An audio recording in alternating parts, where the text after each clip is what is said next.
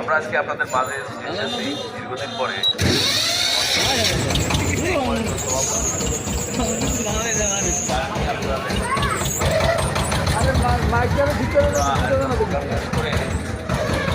আপনাদের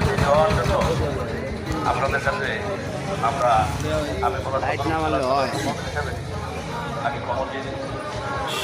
আমরা আপনাদের মাঝে এসেছি এই কারণে আমার ছোট বড় ভাই বাংলাদেশ জাতীয় পার্টি ভোলা সদর উপজেলার সম্মানিত সভাপতি যার নির্দেশে আমরা জাতীয় পার্টিকে সুসংগঠিত করার জন্য যার পরামর্শে নির্দেশে এবং আদেশে সুন্দরভাবে সংগঠিত হওয়ার জন্য সংগঠিত করার জন্য অক্লান্ত পরিশ্রম করে যাচ্ছেন আমার ছোট বড় ভাই বাংলাদেশ জাতীয় পার্টি সদর উপজেলা সম্মানিত সভাপতি জনাব আব্দুল জলিলকে আপনাদের মাঝে উপস্থিত।